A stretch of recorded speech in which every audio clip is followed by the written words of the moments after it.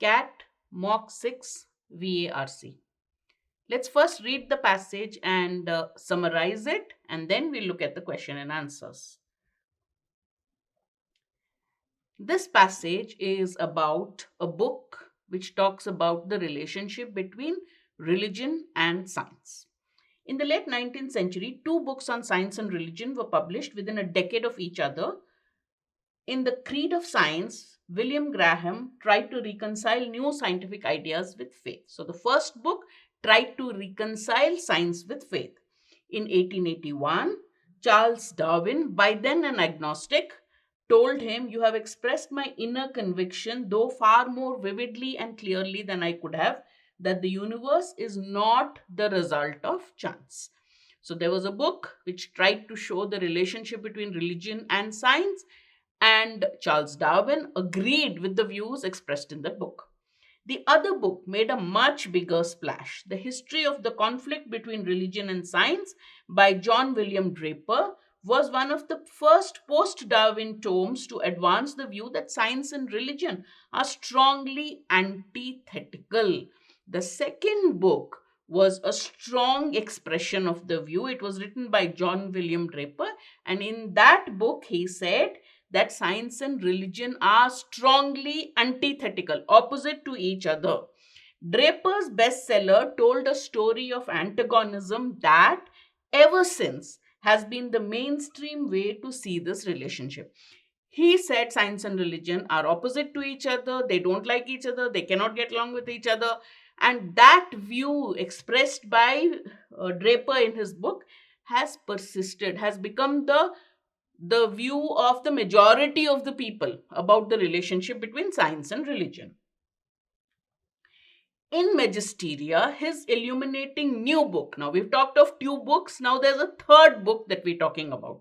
In Magisteria, his illuminating new book, Nicholas Spencer claims that this framing, most recently espoused by Richard Dawkins and others, is misleading. We have a point here. In his book, what did Nicholas Spencer say? This framing of the opposition or the conflict between science and religion is misleading, is incorrect. It's not necessarily true. For centuries, he said, science and religion have been endlessly and fascinatingly entangled. They have been intertwined for centuries. Some conflict between science and religion is understandable. Well, there's going to be some clash. It's understandable, Spencer argues, but not inevitable. Medieval science is not an oxymoron. Medieval and science was not a medieval concept. That's how we think. So he says they are not two opposites. Medieval science is not an oxymoron. It's not an expression of two opposites. That means generally when we say something is medieval, we say it is unscientific, but that's not true. He writes, nor is religious rationalism. That means religion is capable of rationalism, just like medieval period was not totally unscientific. In the 11th century, it was held that it was by his reason that man resembles God. As religious dissent spread following the Reformation, theology helped incubate modern science through the propagation of doubt about institutions and the cracking open of orthodoxy. When there was religious dissent followed by Reformation, what did theology do? It actually helped incubate, is to form or create. It was the origin of modern science. It helped to incubate, it helped to start the seeds of modern science through propagation. How did it do that? It spread.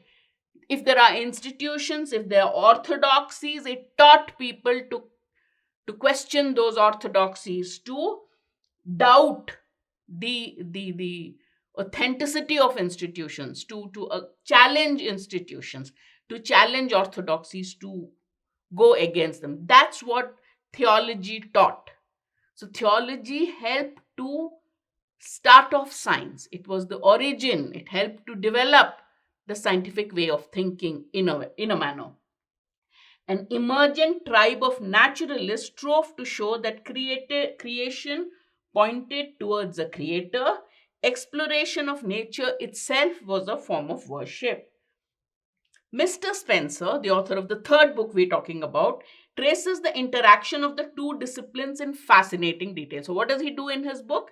He traces the interaction, the history of the relationship between science and religion in fascinating detail. So, he has gone into real depth in this. He goes deep into this history, deep into this understanding, and gives us detail. Many pioneering scientists lived in times of religious and political strife, and found in natural philosophy, as pre-modern science was known. What was pre-modern science known as? Natural philosophy. So they found in in science, they found a ministry of reconciliation. So they lived in a time when there was religious and political uncertainty, strife, and conflict. And that is when religious leaders sought some sort of reconciliation for this conflict in science.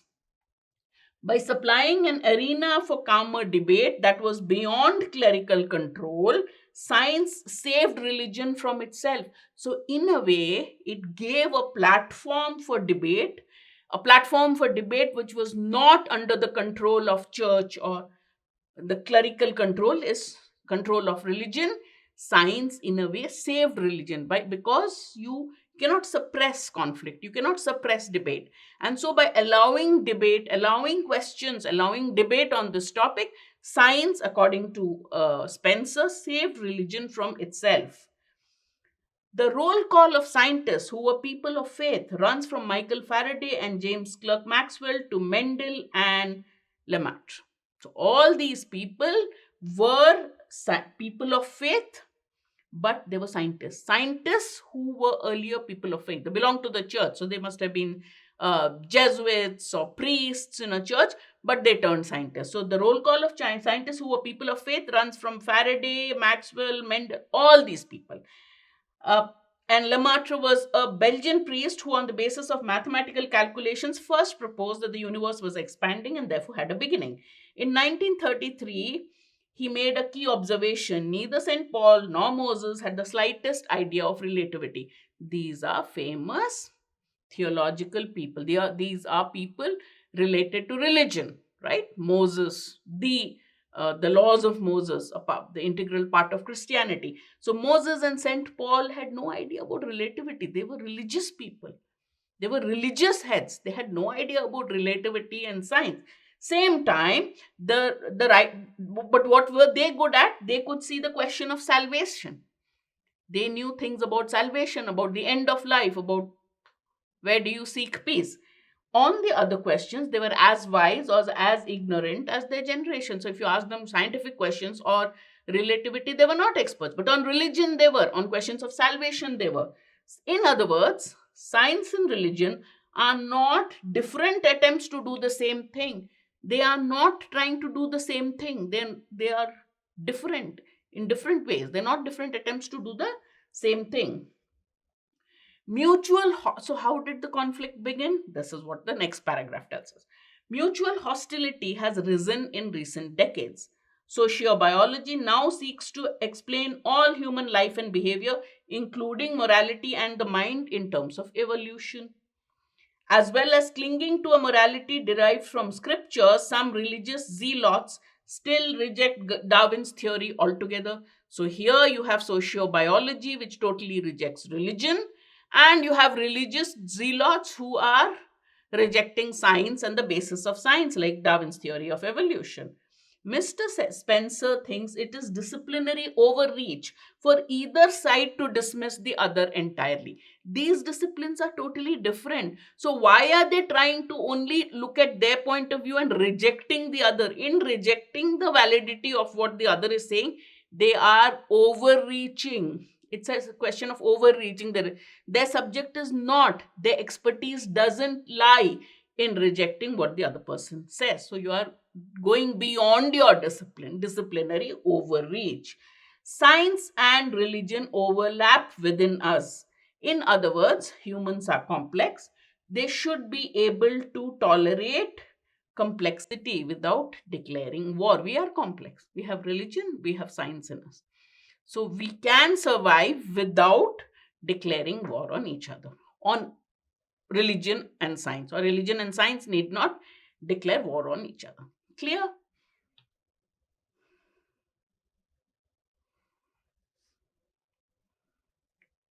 Regarding which one of the following questions could we argue that the author overemphasizes the influence of a book? So he has given 4 statements from the passage. One of them, according to the question, identify the statement which overemphasizes, which overstates, exaggerates the influence of a particular book. Okay, let's read. In The Creed of Science, this is one of the books, the first one, William Graham tried to reconcile new ideas with faith. He tried to reconcile. Is there any overstatement, overemphasis on his influence? He just tried to do it. Whether he was successful, whether he was not, what did he do? Nothing has been told. So that need may not is not our answer.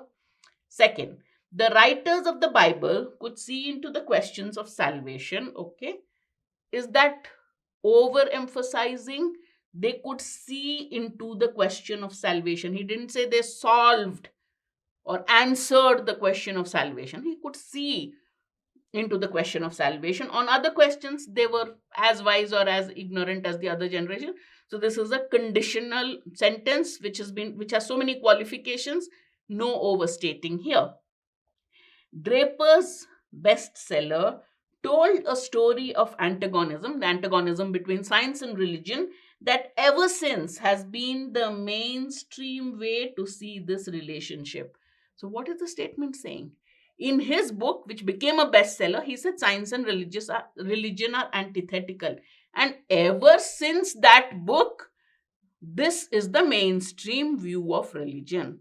So here the author is overemphasizing or overstating or exaggerating the impact or influence of his book, that he was the first one who said they're opposite, and after that people, all the mainstream, started believing in it. So this is our answer, right? So C is our correct answer. Let's quickly look at D. In Magisteria, Nicholas Spencer claims that this framing, more recently espoused by Richard Dawkins and others, is misleading. This is a very temperate statement. This framing that science and religion are opposite to each other is totally wrong. It's absolute bogus, he didn't say. It's misleading. That's what he said in the book. And again, it's a statement from the book. It doesn't talk of the impact of the book. Therefore, the correct answer is C. Question 2. What is the central theme of the passage? Main idea of the passage started by talking about one book which talked about the relationship between science and religion, where the first book was where he praised science, and Darwin said, oh, this is fantastic. After that came the bestseller by Draper, which said science and religion are totally antithetical. And then Spencer comes and says that framing of the relationship between science and religion as antithetical to each other is misleading, is incorrect. And then he tells you why.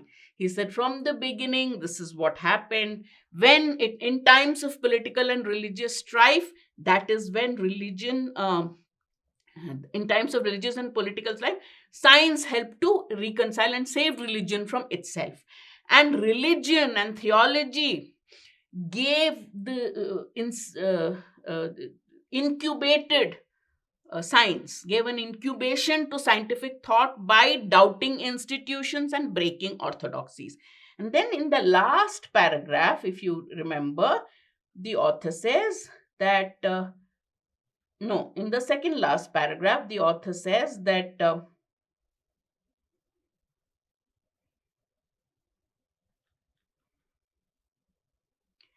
in the third last paragraph, he says Spencer traces the interaction of the two disciplines. So his book, what does it do? It traces the interaction between religion and science and shows you how they are not antithetical to each other, right?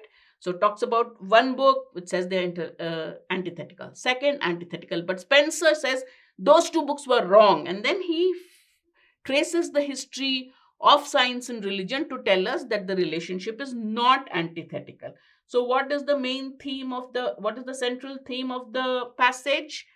How science and religion are natural and permanent adversaries. The author, that is Spencer. The passage is mainly about Spencer's book, and Spencer did not believe that they are primarily adversaries. He said that human beings are complex, so we can tolerate the complexity of human beings without going to war. Science and religion are both intertwined, so he will not agree that they are natural and permanent adversaries. So this is absolutely contradicts the main theme. The mutual hostility of science and religion, this is not the central theme, though the first part of the passage told us about two books which told about the mutual hostility of science and religion. But the main theme of the passage is to tell us those two books were wrong, and Spencer shows how those two books are wrong. So, two is also not our main theme. The synchronization of science and religion. Now, synchronization is a sin together, chronos, time, that science and religion work in tandem, they are synchronized. That's stating it extreme. That's a very extreme statement, because the author says some amount of conflict between science and religion is understandable, but it's not inevitable. They can coexist. So this again, synchronization is going a little too far. The history of the interaction between science and religion, that is what Spencer's book does. So that is the central theme of the passage. So my correct answer is D, right? I hope you got that right.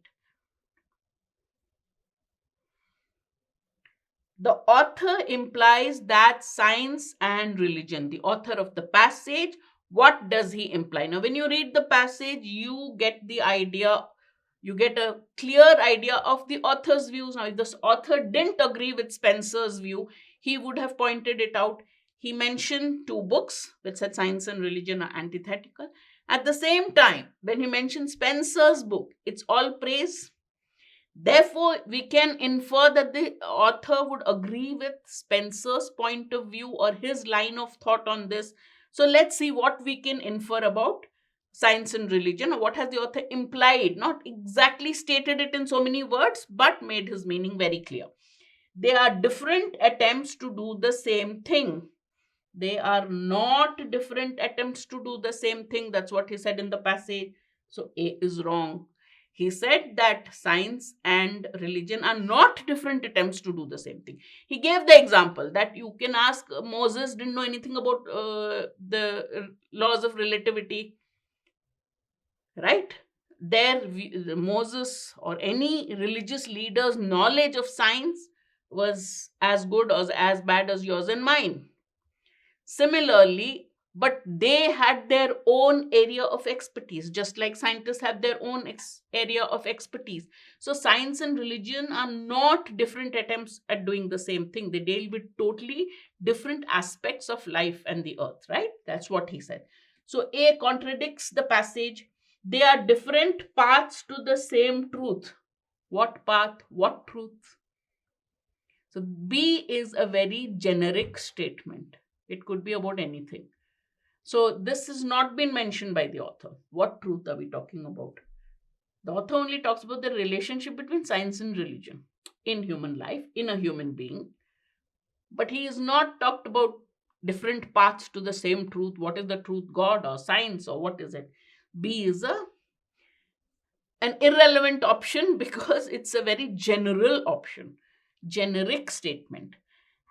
Science and religion have knowledge about different aspects of the universe. Yes, one deals with laws of relativity, one deals with another aspect of human life in the universe, which is salvation and other things, spiritual matters, right?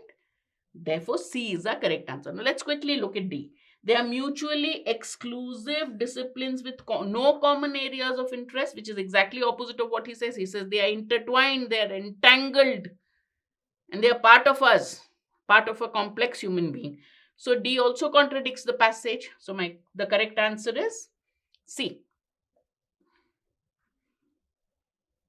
I hope you got that right. The author of Magisteria. Who's the author of Magisteria? The third person, Nikolai Spencer. Would agree with none of the following except which one? So he would agree with which one of the options? Three options would be against the author of Magisteria's views. That is the third author, Nicholas Spencer. Which one would he agree with? You have to find out which one he agrees with. Will agree with none except. So choose the one that he would agree with. A conflict between religion and science is inevitable. No, he said it's understandable but not inevitable. Contradicts what he said. Science and religion are attempting to overstep their area of authority. Yes. How? By science rejecting what religion says, and religion rejecting the basics of science. So you are nobody to comment on that. So they are doing a disciplinary overreach. That means they are attempting to overstep their area of authority. So two he would agree with. Theology stymied the growth of science. Stymie is to hamper.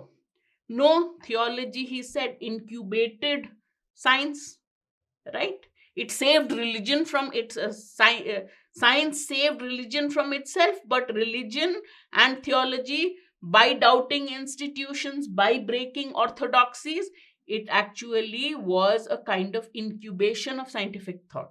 So he won't agree that it stymied the growth of science. Science should be given precedence over religion. At no point did he say. He says both can coexist. They can tolerate the each other without going to war with each other. Therefore, the correct answer is B.